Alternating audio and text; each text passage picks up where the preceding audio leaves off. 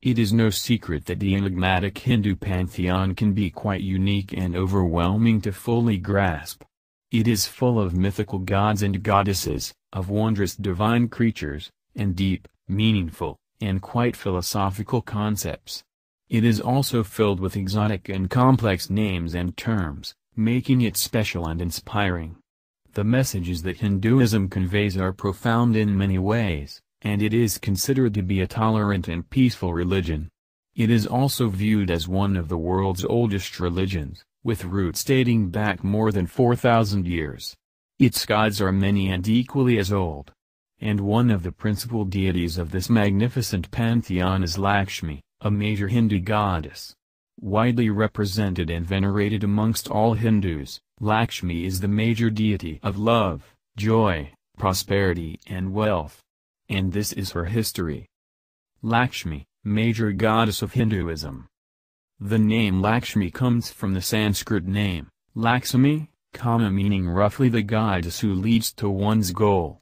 Elsewhere she is also called Sri, meaning noble goddess. In Hinduism, Lakshmi is one of the principal deities, widely venerated by all adherents of this faith. She is the goddess of prosperity, wealth, love, joy, women, beauty, and fortune.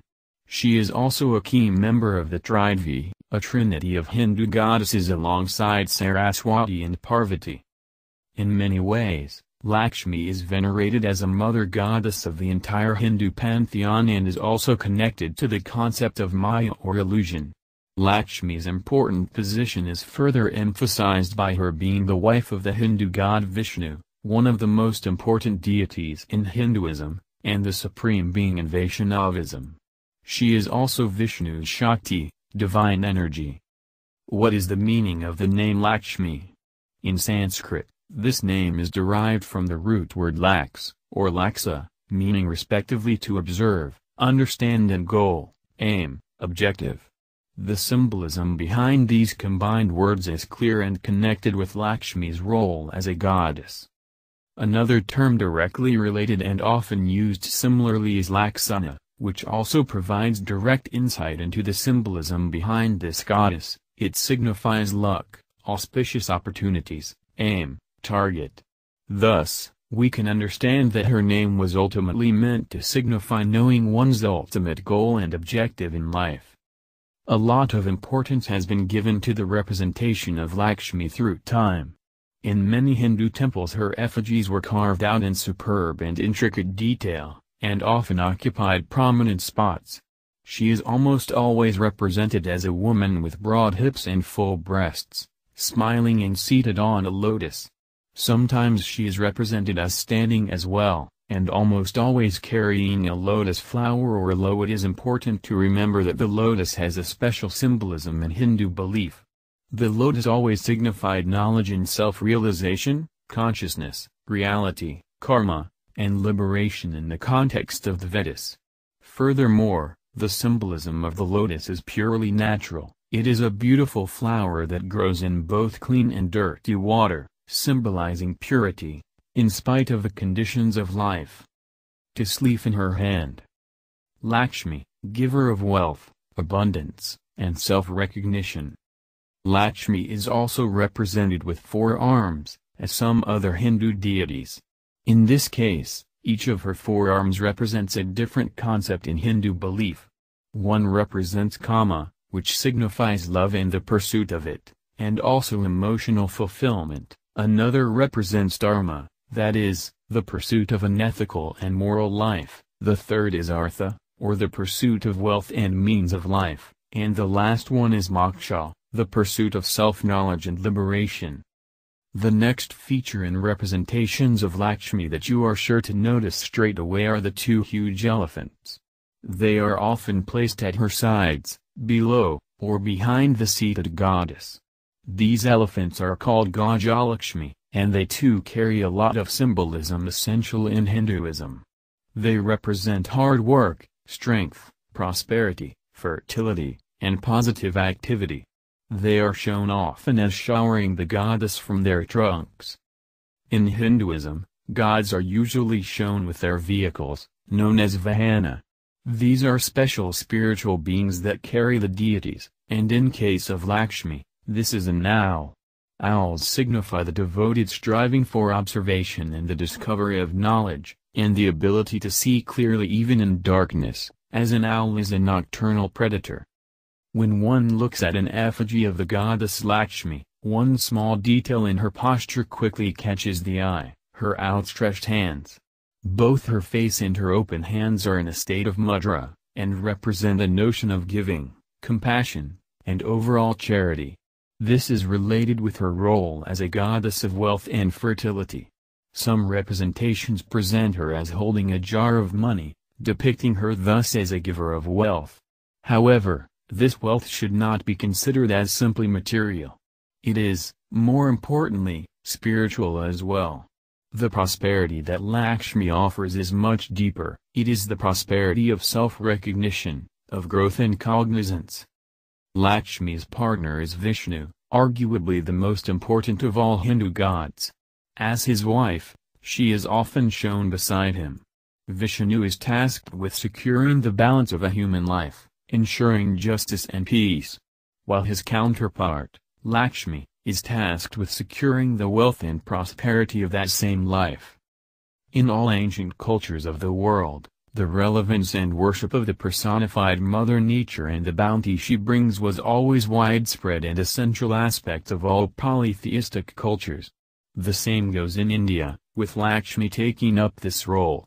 But it is important to understand that it was not just the Hindus that adopted the deep reverence for this goddess. In India, the followers of Jainism and Buddhism also adopted Lakshmi. Both Jainism and Buddhism are basically monastic orders, both very old and popular, that branched off from the main Vedic rituals of Hinduism and the Brahmin dogmas as early as 2,500 years ago. This makes them both ancient, but it also shows that Lakshmi was very important even back then. In both of these religions, one can spot a variety of symbols, which represent prosperity and wealth and that are associated with Lakshmi. In Buddhism, there are ancient tales of worshippers requesting the aid of Lakshmi, so she could drive away the malignant goddess of misfortune, Tilakani. And in the sacred Jain texts, it is said that when a fated and powerful soul is about to be born into this world, its mother has auspicious dreams, including the images of the goddess Shri, Lakshmi. The epithet Shri is one reserved for the holiest deities and it signifies authority and holy grace. Lakshmi, how she changed over time in India.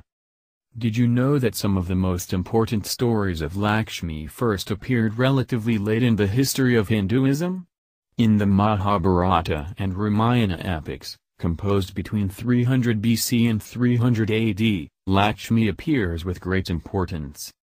This was a crucial time in Hinduism, when the gods of the Vedas were becoming less popular, and deities like Vishnu and Shiva became more prominent. In such stories, Lakshmi is fought over by both the gods and the negative demons, who struggle to churn her out of an ocean of milk. In the appendix of the Mahabharata, called the Harivamsa, the major god of love, fertility, and lust, Mamitha, is said to be the son of Lakshmi. From this point on, the story and the mythology accompanying Lakshmi began developing steadily and was undeniably accelerated with the increased development of writing systems. From roughly 500 AD to 1500 AD, the chronicles of the gods or Puranas were written, and Lakshmi is prominent in them. She is presented as one facet of a major trinity of goddesses, forming the supreme form of the mother goddess. The other two aspects are Saraswati and Durga. In some of these writings, Lakshmi has a dualistic role, as both the submissive wife of Vishnu, but also as a powerful and independent goddess. Likewise, her depictions differ. In some she is by Vishnu's feet, elsewhere she is alone and seated on a lotus. In some parts of India, Lakshmi gained an even bigger role as an all-encompassing entity. How can we know this? Well, in these regions the Prithvi, a major Vedic earth goddess, becomes a mere manifestation of Lakshmi. In southern parts of India, these two goddesses are presented as separate deities, both standing at the sides of Vishnu. In these cases, it is Prithvi that signifies tangible wealth, while Lakshmi represents intangible wealth. It is around the 300 BC that the first elaborate images of Lakshmi began appearing, which are today found mostly in the region of Kaushambi, in northern India. Her image is also shown on coins that were minted during the 4th century AD during the Gupta Empire. As the worship of Lakshmi became very important in the Gupta royal court, so did it spread around the country, as people believed that she bestowed great wealth and sovereignty. Separate shrines dedicated only to Lakshmi began appearing around the 7th century AD and were widespread around India by the 10th century. From times ancient to times present, Lakshmi persevered. But what about today? You should not be surprised to learn that Lakshmi is still widely venerated all around the Hindu world, especially in India. Many Hindus worship the goddess on the day of Diwali, India's colorful festival of lights. This holiday is celebrated usually in October or November.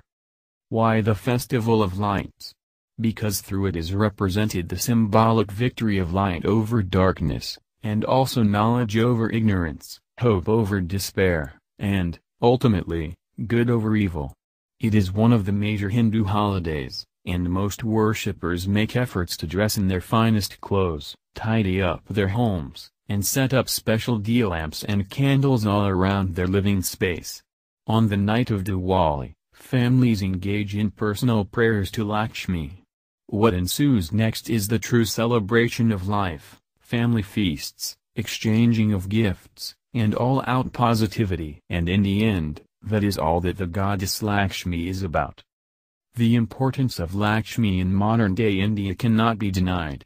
There are hundreds of hymnals, chants, and recitals dedicated to this powerful goddess, and through them, the Hindu adherents are keeping alive a tradition and a deity that existed for centuries upon centuries.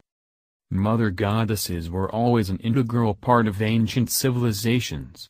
From east to west, there is no exception to this rule. And in most of these cases, these goddesses were in fact Mother Nature personified. People depended on the fertility of the land and the abundance of crops. And we all know that nature can be fickle. When the yield is unsatisfactory, all is placed at risk. And having an all-powerful, mighty goddess to offer sacrifice to and worship was very important for these peoples. After all, who can grant success and wealth, if not Mother Nature?